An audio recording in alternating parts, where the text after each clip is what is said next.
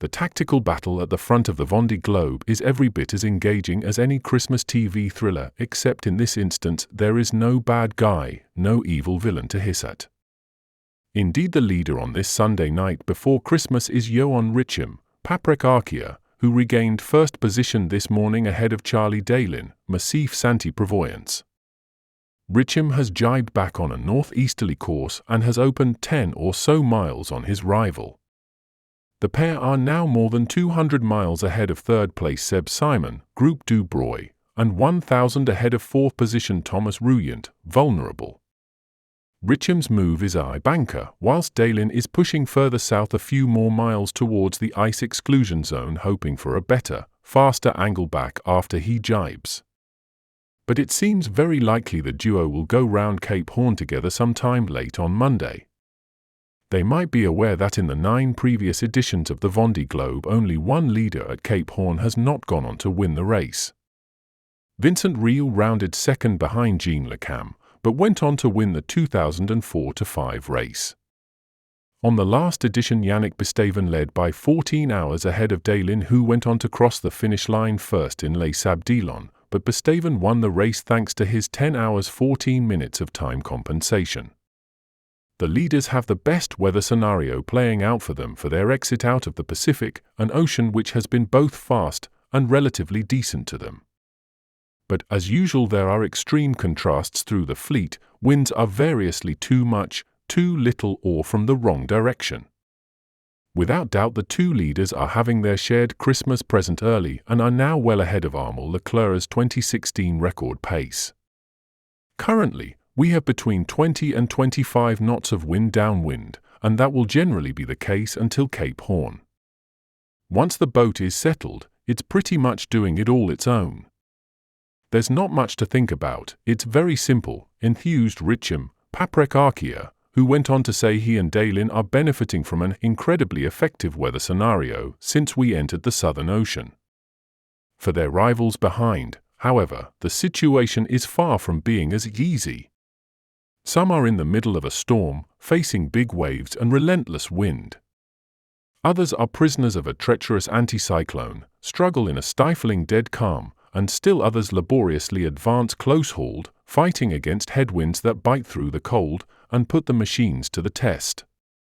For my part, I stop looking, listening, and reading what the guys in front are saying and doing. It's so the very opposite of what I'm experiencing. They're cracking on, surfing away while I'm struggling to make meaningful progress in a rough sea. We really are in totally different universes, and it's all a bit infuriating, commented Eric Bellion from 22nd place this Saturday. What we've been doing since the beginning in the Indian Ocean is trying to find routes to slip through and pass the depressions, without getting hammered. It will be a bit the same in the first part of the Pacific. We will have to find the right routes, not necessarily the shortest, but the smartest and ultimately the fastest in the end. This requires patience, added Bellion, who knows that in this type of situation it is better to rationalize and stay practical, especially when the routings suggest very unusual patterns. Indeed, today one option suggested going straight to the north of New Zealand. This might be optimal on paper. In reality, a more southerly route will surely prevail for Bellion and the band of skippers near to him on stand as one, Altavia. They are getting to a transition zone of light upwind sailing, a sequence that is far from appealing, but it could offer Kojiro Shiraishi, DMG Mori Global 1, and Oliver here, Tutgut, the opportunity to climb back up the rankings. The same goes for Guirec Sudi, freelance.com, who was catapulted from his bunk. I had been sleeping soundly for 20 or 30 minutes. Suddenly, the boat turned on its side. I was thrown violently, like in a car accident. It took me a minute or two to understand what had happened.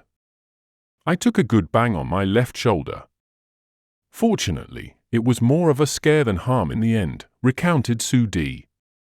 Meantime, Belgium's Dennis van Weenberg, d'Eteren Group, and the redoubtable Chinese skipper Jinquan Shu, Singchain Team Haiku, have been through a furious front, with gusts between 60 and 65 knots which should have only lasted a few hours. and nearer the front of the fleet in the awkward sea states, making good on small problems becomes time-consuming, costing hours here and there. Nico Lundven, Holcim PRB, in 5th, has had to repair a batten car on his mast. Jeremy Beyou, Charles, has had to replace his mainsail hook, and Boris Herman, Malaysia Sea Explorer, took time to recover from an involuntary pirouette.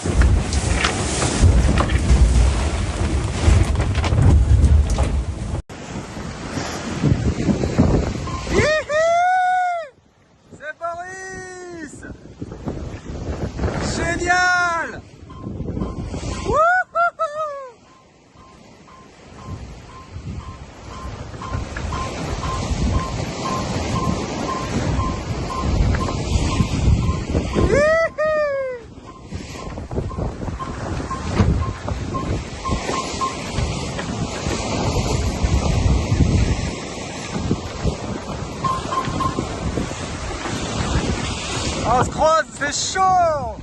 En plein milieu du Pacifique, quoi! Yeah!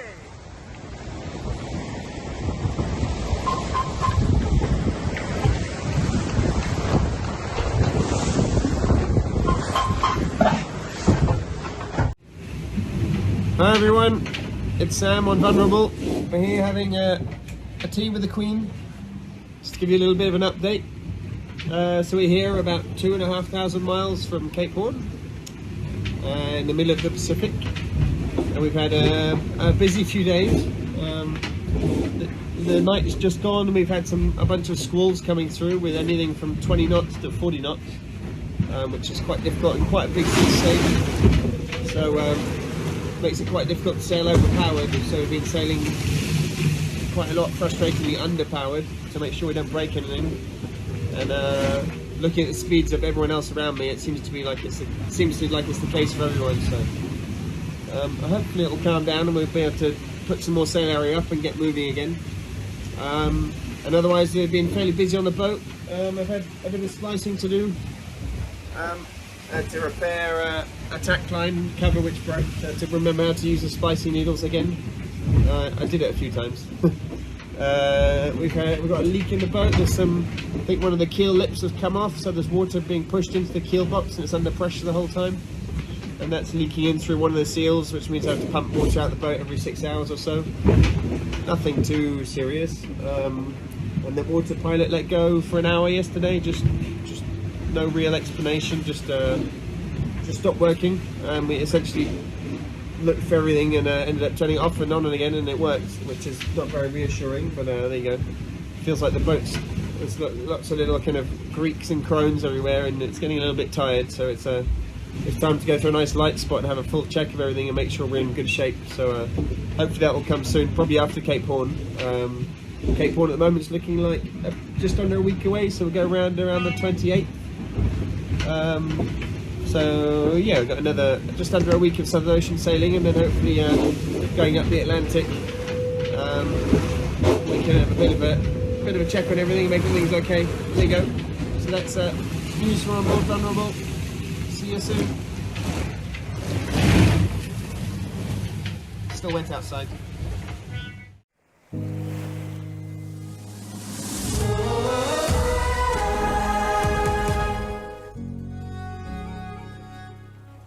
Je peux vous dire que c'était pas la joie la nuit dernière. Moi j'y passais 10 heures arrêté complet comme vous avez pu le voir. Catastrophe quoi. Fortinet Best Western scotché au stade. Avec tout le monde qui revient. Enfin, devant ça se barre, derrière ça revient. Enfin, la misère. Bref, c'est fini. J'ai retouché du vent. Et là j'avance bien. Alors j'ai retouché du vent au près, ce qui est pas hyper confortable de naviguer sur les portières. Mais ça va être le cas pendant 30 heures. Vers la Nouvelle-Zélande, puis après virement de bord. Et après ça devrait donner. C'est du près dans le Grand Sud. C'est la première fois que je fais ça, jamais vu. Comme quoi c'est vraiment une année particulière. Alors la mer est pas encore trop défoncée, mais ça ne saurait tarder. Ça tape pas encore trop. En plus c'est marrant parce que je vais vite, je fais des pointes à 15 nœuds, au 16 nœuds, parce que je prends les surfs quand même. Je suis face au vent, mais et je prends les surfs de la houle résiduelle d'arrière. Donc on a houle résiduelle d'arrière et vague créée par le vent de face. Du bonheur. J'étais bien fatigué, du coup je viens de dormir 4 heures et ça fait bien plaisir. Maintenant qu'il n'y a plus rien à faire, que ça avance tout seul, je vais aller me recoucher à nouveau. C'est juste pour vous tenir au courant, c'est pas foufou comme info. Mais vu que la dernière fois que je vous ai quitté, j'étais planté net. C'était un petit update quoi. Et en plus il y a du soleil. Voilà. Sympa hein. Ça vend du rêve ça hein. Allez bye bye.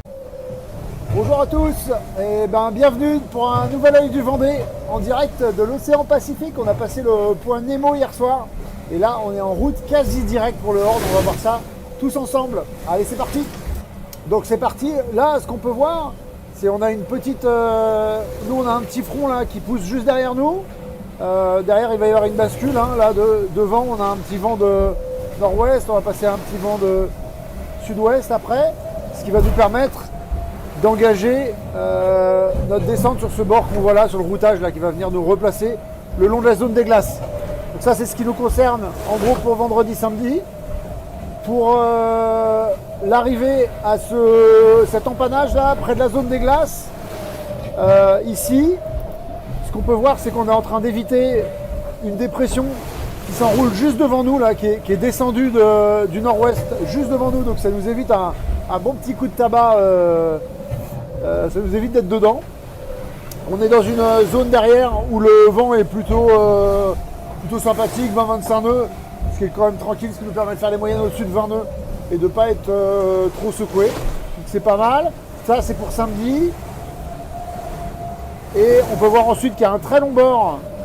On va se le faire défiler doucement. En bas bord un mur, juste devant un front et une dépression. Je vais m'arrêter avant le Horn. Donc on voit qu'on ne peut pas avancer trop vite parce qu'il y a une zone de molle devant. Voilà, donc ça c'est avant l'arrivée du front. Le front il est là. Et donc devant là on navigue dans un vent de nord-nord-ouest. Potentiellement assez fort, ça dépend où est-ce qu'on se situe par rapport à lui. Plus on est en arrière, plus on a de vent. Plus on est devant, moins on a de vent. Et ça va nous amener jusqu'au Horn. Donc là j'ai forcé un passage au Cap Horn pour l'amener de voir de plus près ce beau caillou. Et ce qui est intéressant c'est plutôt la suite parce que jusque là c'était simple. Et en fait si on avance au-delà du Cap Horn, et je vais décaler la carte, on peut voir que la situation elle est assez délicate hein, parce qu'on a quand même une grosse zone de molle juste devant nous. Alors ça va peut-être se libérer. On voit sur le routage qu'il arrive à contourner les malouines. Là, ici, il y a une zone vraiment très très lente de transition. Et après, on part sur des bords de près. Donc ça va être une météo assez instable, beaucoup plus stratégique que ce qu'on a vécu dans le Pacifique. Néanmoins intéressant. Alors ce qu'il y a à retenir, c'est qu'on va passer le Cap Horn normalement le 24 au matin, voire le 23 au soir, ça dépend. Donc dans un super temps de passage, devant le record de près de 2 ou 3 jours. Et ce qui nous met sur des bonnes bases pour rentrer au Sable d'Olonne. Et voilà, une remontée de l'Atlantique, on verra ça la prochaine fois, mais qui va s'annoncer très très stratégique et donc extrêmement intéressante. Voilà, merci à tous, bon week-end et bonne fête, ciao ciao.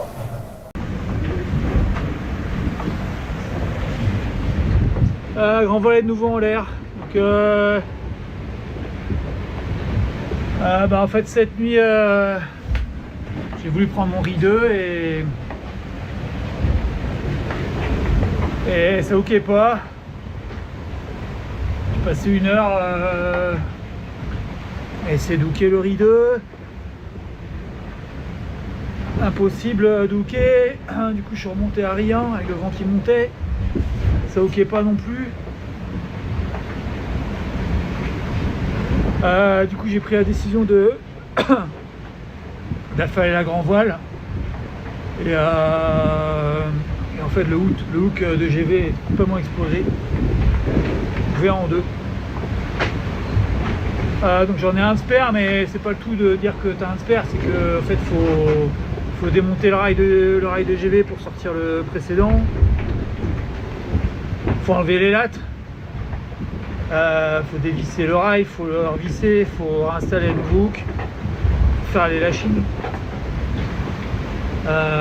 repiner les lattes c'est l'enfer. Et après réhisser la GV avec le lazy à passer avec les lattes. Parce que tu peux pas béner la latte, tu peux pas béner la voile sur le pont, là il y a 35 nœuds, donc si tu bènes la voile sur le pont pour pas t'emmerder avec les lazy, et là tu déchires la voile. Et après, après chaque latte à passer au niveau des bas au banc et des hauts bancs. Parce que je suis au portant et qu'il y a toujours 35 nœuds. Donc voilà, le tout dans une mer défoncée. Je vais vous montrer ça quand même et je vais vous envoyer d'autres vidéos aussi.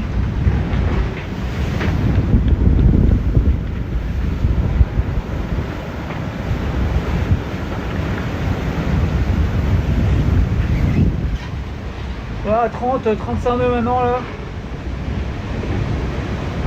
J'essaie de garder la vitesse pendant que je bricolais dans le mât parce que le bateau était un peu plus stable. Mais bordel l'enfer, en plus il fait moins 12, donc t'as l'onglet aux mains parce que tu peux pas mettre des gants et les petites vis comme ça. Plan bien galère, ouais. Donc je sais pas, ça a dû m'arriver à 13h TU, là il doit être 19h. Ça fait 6 heures que j'y suis. Putain, je suis mort. Bon bah.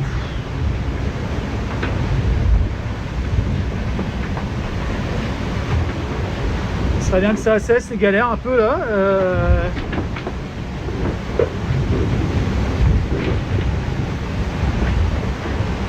Et puis surtout des galères quand il y a de la mer et du vent comme ça, tu vois, le hook il aurait pu péter quand il voulait et pas là quoi. Tout comme ça. Pourtant je fais gaffe, hein. Putain. Je mets toujours une voile de moins que plus petite que ce que je devrais, je mets toujours un riz plus. Je fais gaffe aux empannages. Putain, honnêtement je comprends pas quoi. Le bateau il est dur.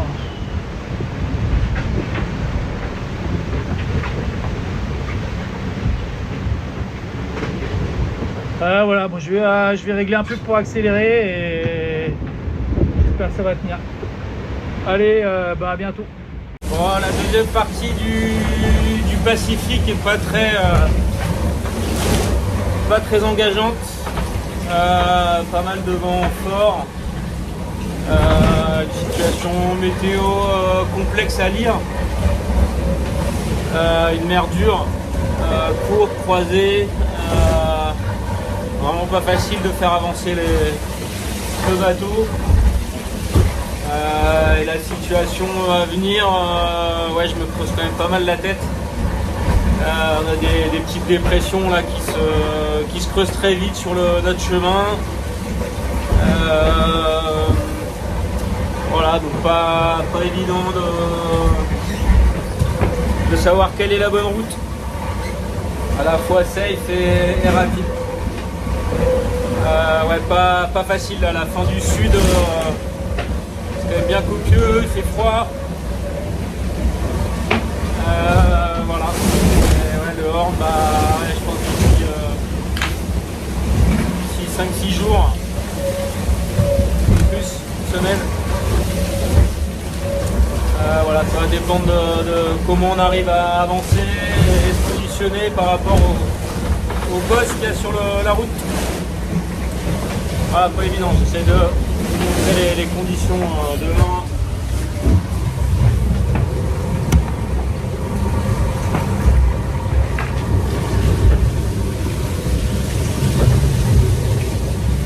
La mer est quand même bien chaotique. C'est pas gros, mais c'est court et croisé, quoi. Donc un peu casse-bateau, quoi.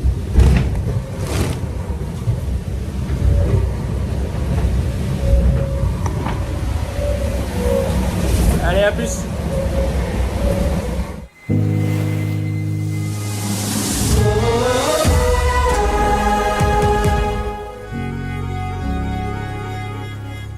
De 3, partez. Bon bah voilà, là on a sorti d'une zone de calme, on est encore dans une zone assez calme, mais on s'en sort là petit à petit, donc ça c'est bien. Puis en plus aujourd'hui on a réussi à faire tout ce qu'on n'arrive pas à faire depuis l'Afrique du Sud. Tout bien rangé, tout vidé, tout checké, tout va bien à bord de tout commence en Finistère, Armor Luxe. Donc voilà, une petite panoramique parce qu'il y a eu aussi des albatros, du coup on a eu le temps de les voir. Et là il y en a un d'ailleurs, avec clac clac clac. Je sais pas si vous le verrez là, mais il vole à ras de l'eau. Donc voilà, magnifique, magnifique. Ok. Et là, coucher du soleil, pardon, parce que c'est... Et il est toujours là, notre pépère. Hop, voilà. Bah ouais, bon là c'est un peu... Là on vient d'envoyer le Grand Génac, donc voilà. C'est un peu instable, mais bon, c'est pas souvent qu'on puisse venir ici par les temps qui courent. Alors, voilà, un panoramique qui fait plaisir. Voilà. Donc, oh merde. Alors là, excusez-moi, c'est le sang d'eau qui a... Voilà, petit coucher de soleil, petit panoramique avec Monsieur l'Albatros toujours là. Et voilà, c'est beau. Il faut bien des moments comme ça quand même, hein, parce que sinon, regardez les nuages là-haut, comment ils sont beaux. Voilà.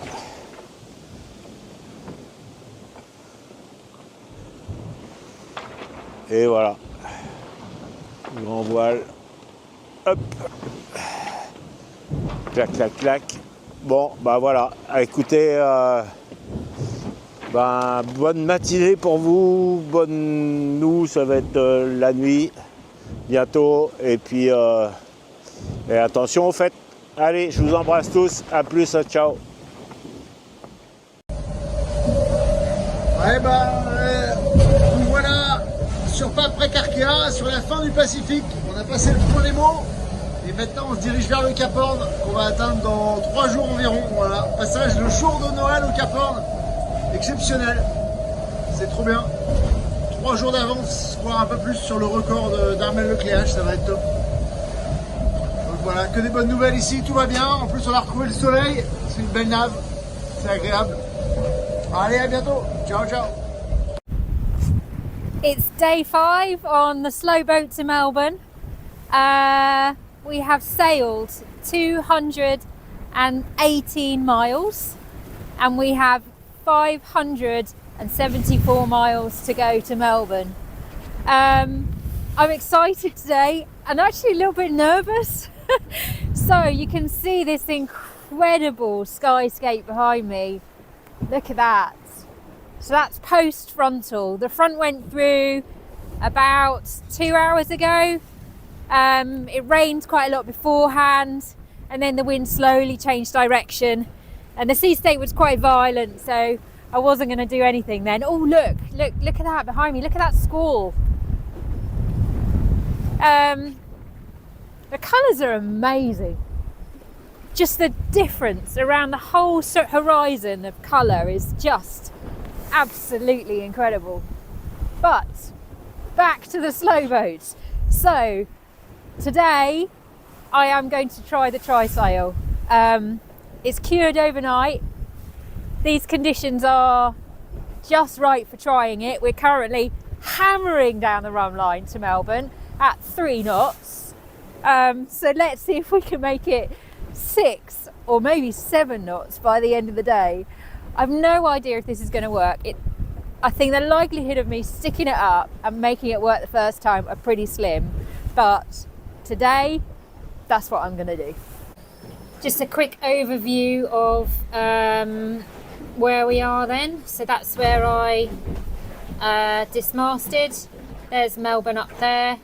and if we zoom in on my track, you can see how the last 24 hours have not been great. So this is where I put the storm jib up yesterday, and I managed to reach at 90 degrees for a while, and then the wind picked up and the waves picked up, and I just got steadily pushed more and more and more south. And now, as this front has gone over, I've been able to start going north.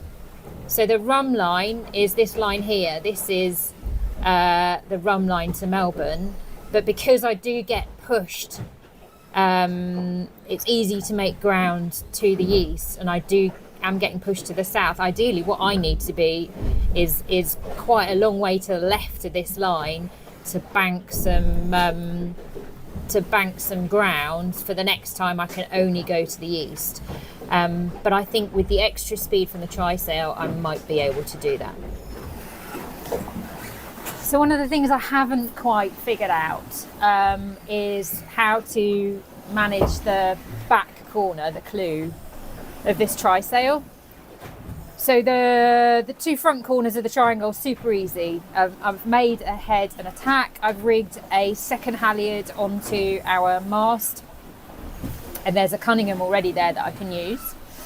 So I can hold that front edge nice and tight and against the mast. But trying to manage that back corner, I need to do two things. I need to pull the sail tight, or as tight as I can without a boom, and then I need to be able to move it in and out across the boat, sheeting it. So I think I can use my existing main sheets and vang arrangement to do that, but I haven't quite figured out how.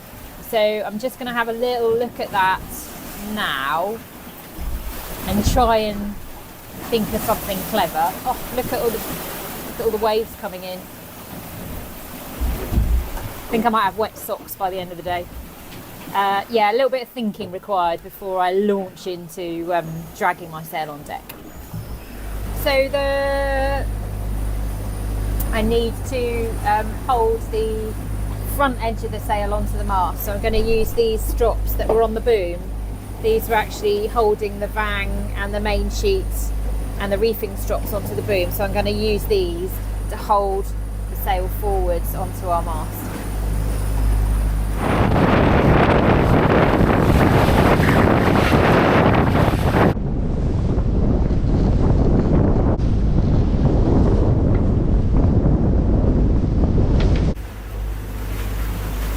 Slightly nervous about this.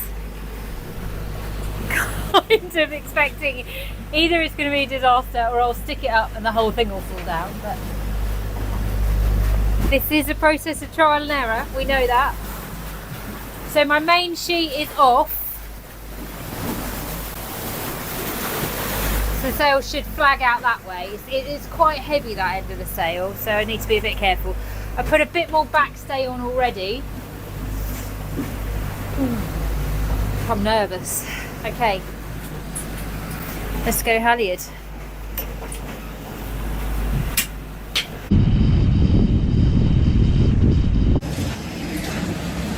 That is a really great start.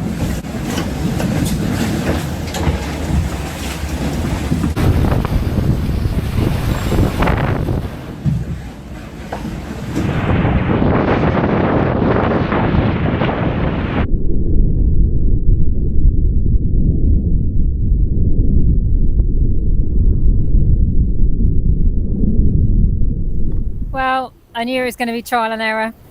That was all very, very exciting for about 2 minutes. And then the head fell off. But the good news is it works. I mean, it works. It's the right shape. I know exactly how I'm going to trim it. What I need to do now is sew a head into it. There's a lot of load in there. And I guess the sticker just wasn't good enough. Maybe I can use epoxy. Anyway, that's my job for today now. I just need to put a better head on this sail, and then we're going to be ballistic.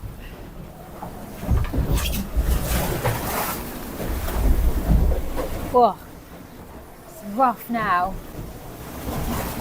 Windy, and the waves are beam on. But the sun's shining. So I've made 2 new loops, and now all I need to do is grab the sail, and I'm going to stitch these onto here.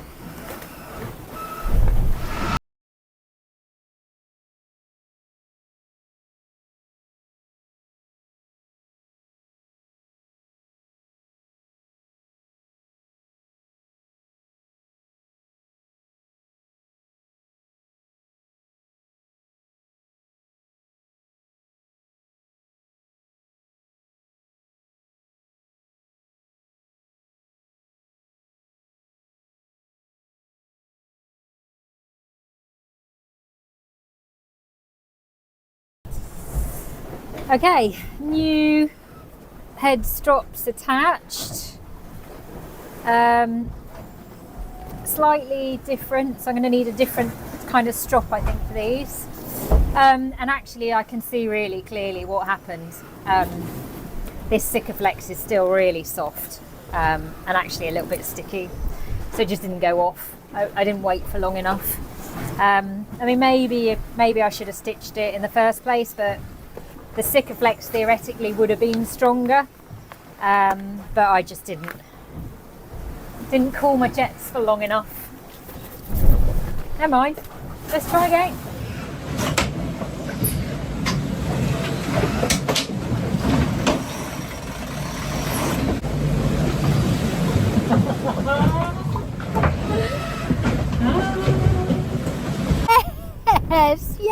Yes! Look at that! And hang on, let's just check boat speed. Let's check boat speed. Whoa, there's some big waves here. 4.7, 5.2, 5.3, 5.3 knots. Yes! This is good. I am expecting it all to fall down in half an hour, but let's have half an hour of pure speed. Yes.